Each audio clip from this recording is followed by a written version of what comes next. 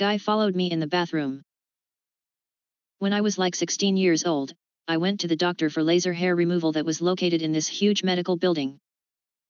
My doctor's office was located on the third floor along with other doctors' offices.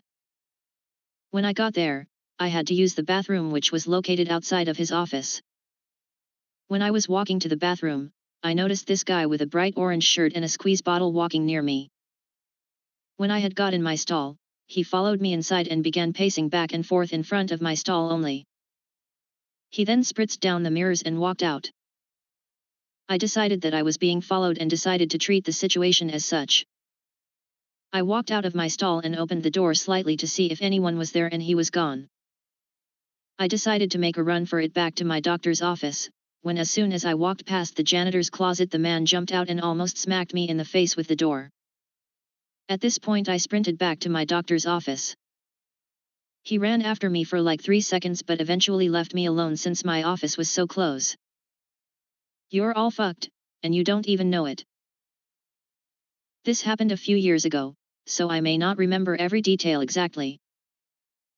I was playing disc golf, aka frisbee golf, by myself one day, and I lost a disc in the woods. As I was looking for it, I heard a woman yell, "You're crazy." A guy responded with something to the effect of, "You were supposed to keep your heart open." How is this keeping your heart open?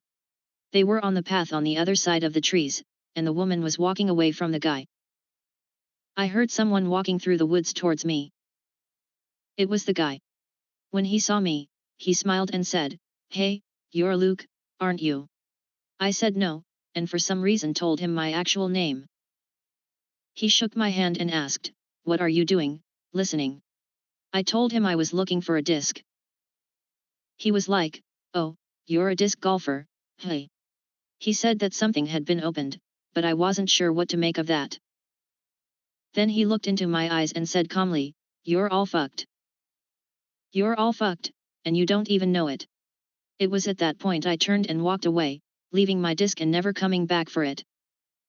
I don't think I've been back to that park since. Someone trying to kill me and my mom? So this happened a while ago, I was like 4 to 5.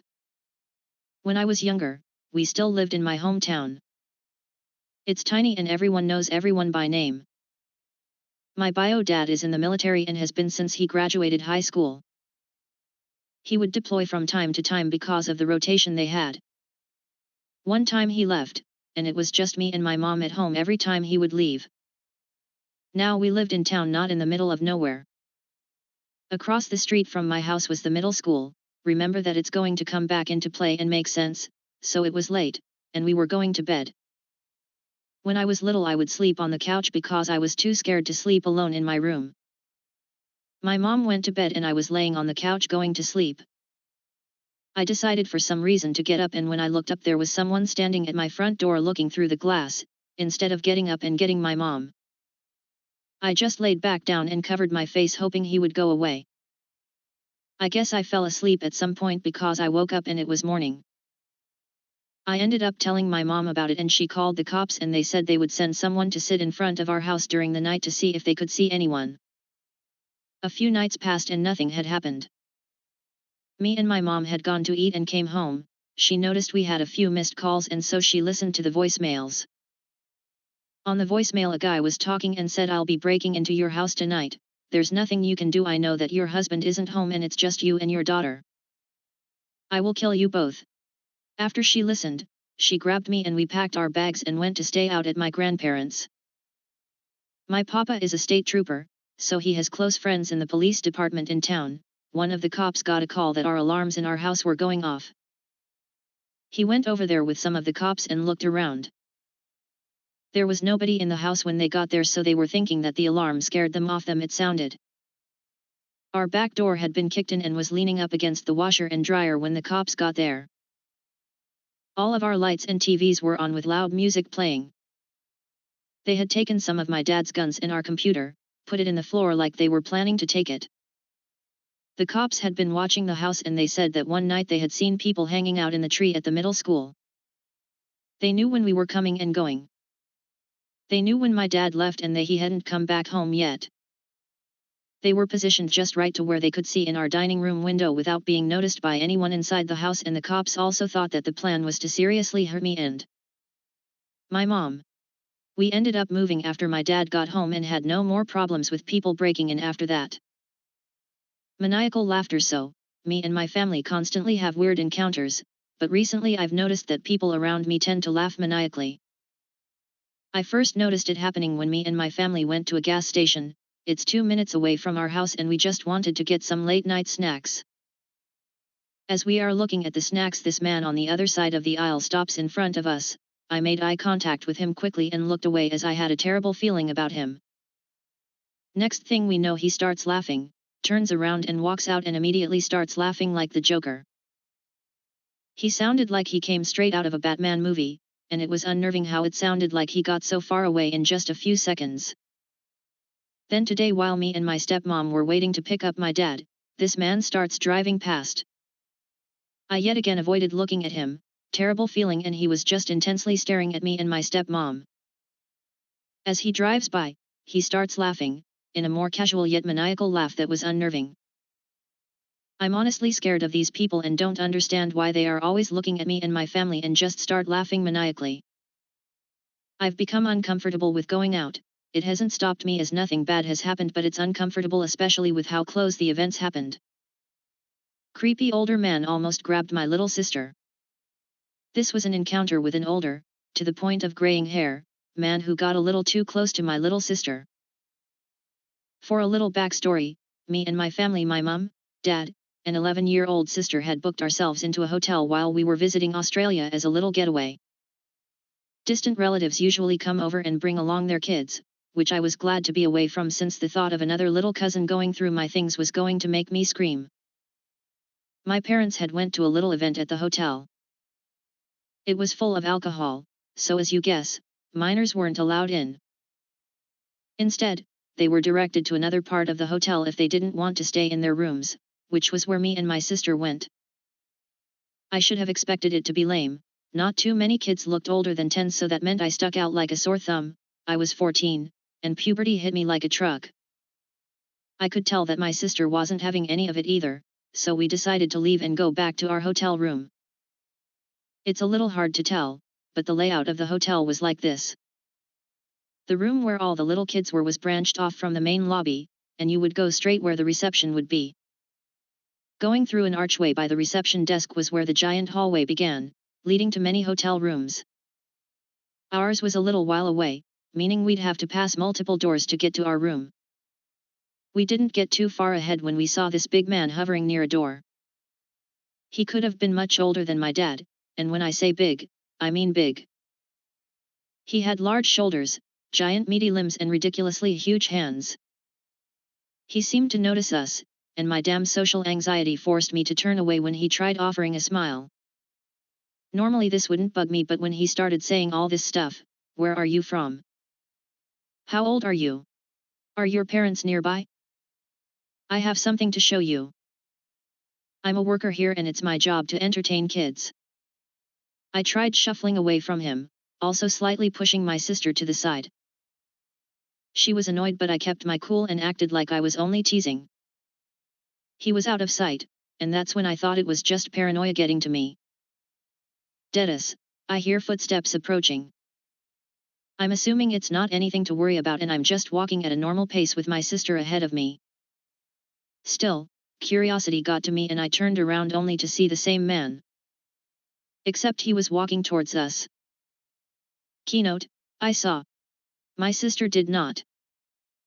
I'm a little surprised, but I quickened my speed and put a hand on my sister's back, lightly inching her forward. He knew I saw him, so you should have seen my fucking face when he starts moving quicker. I was panicking inside my skull, but I knew if I didn't react quick enough, this man would get way too close to my comfort zone. Whilst speed walking, I shake my sister's shoulder and go, me, hey, sister's name, you wanna have a race to see who can get to our room first? Sister what? She's a little confused. Me, I just go. Race you there. Soon, the sound of feet smacking the ground was making my stomach do cartwheels. When my sister was stumbling because she was caught off guard, I literally forced her to run by pulling her arm. My spare hand was fumbling around in my pocket where our hotel room keycard should have been, my heart racing quicker than I've ever felt. I let go of her to race ahead to the room so I could unlock the door. The keycard had to be scanned to unlock our room and it was taking longer than it should have. I was crying by the time it clicked. I used all my strength to haul open the door and grab my sister to pull her inside. The sight I saw in the crack of the door almost made me shit my pants. The man had his hand right above sister's head and would have swiped her if I didn't yank her inside and force our door shut.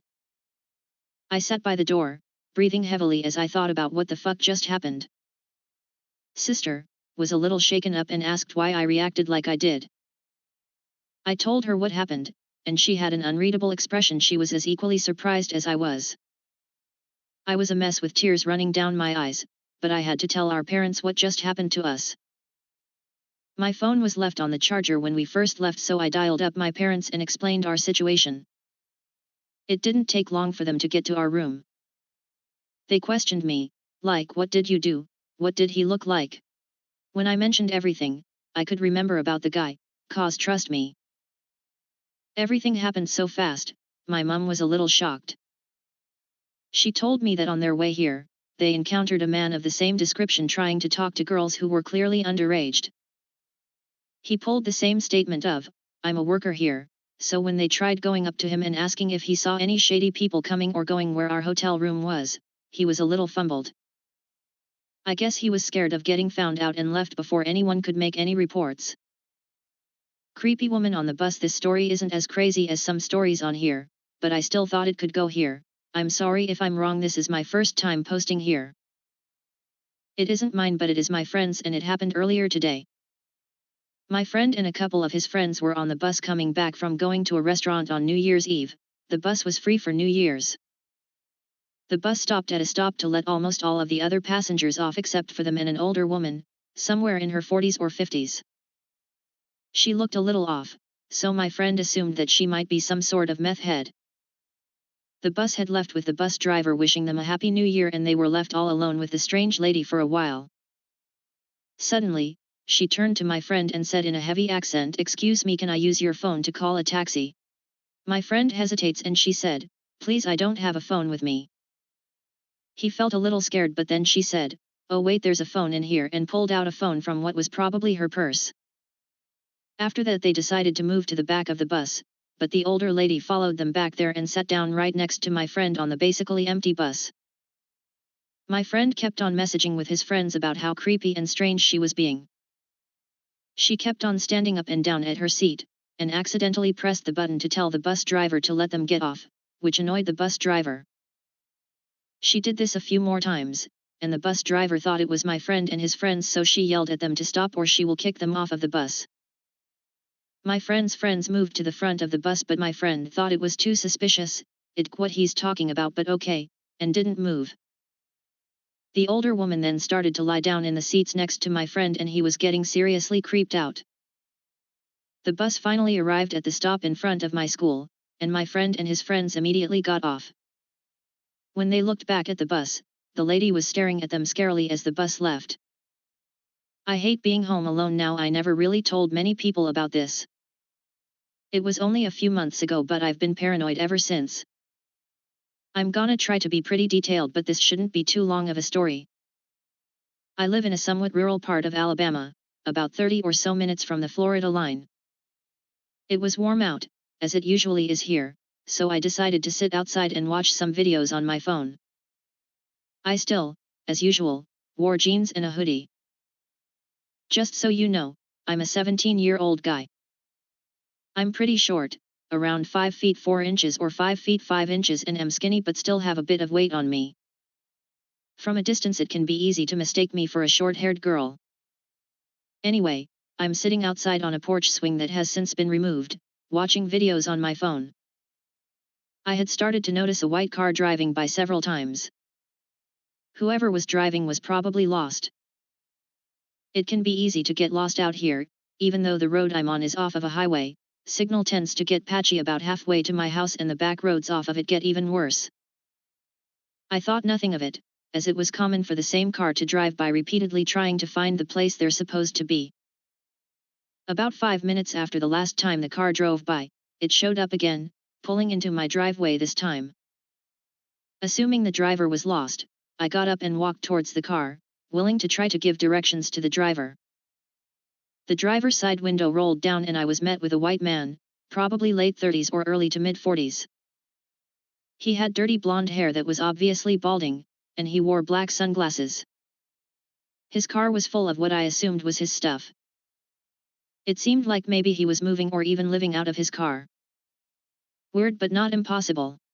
"You're not who I was looking for," he said. "How old are you?" I told him I was 17. A smile took over his face. "Do you like to freaky baby?" Fear took over and I turned away.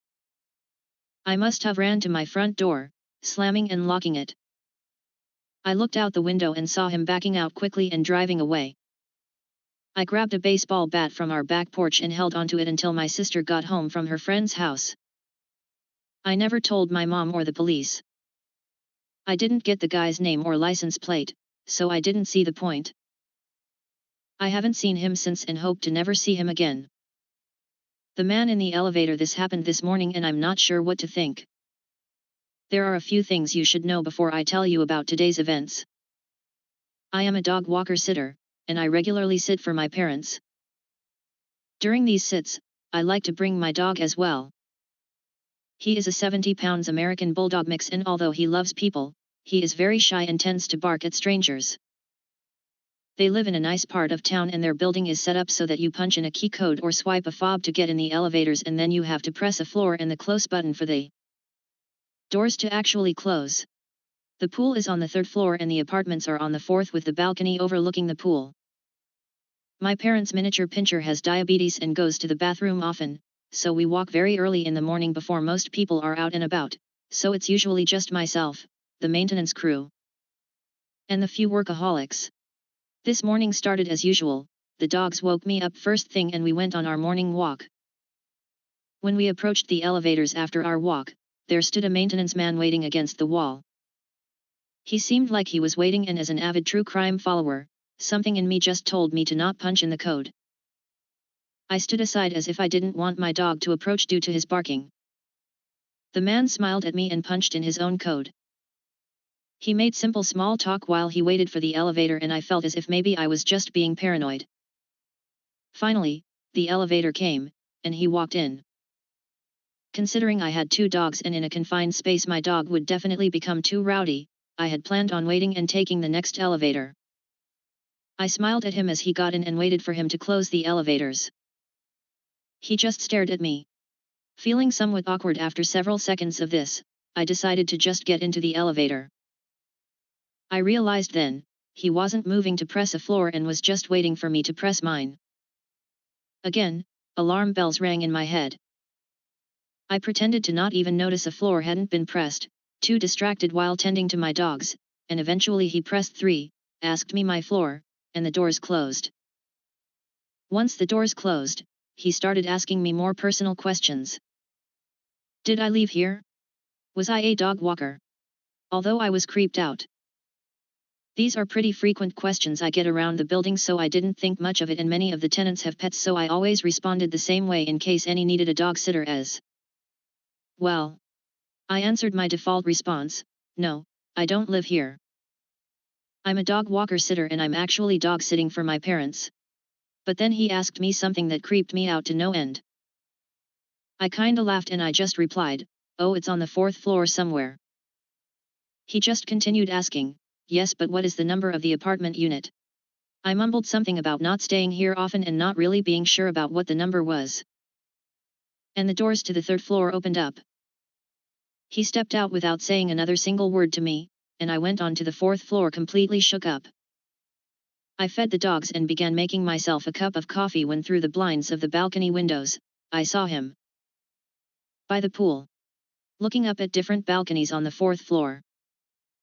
It was like he was trying to look through the windows of the ones he could. I immediately crouched down and crawled my way to the balcony door, locking it, before locking me and the dogs into the bedroom. I don't know if he saw me or my dogs. I don't know why he wanted to know where I lived so badly.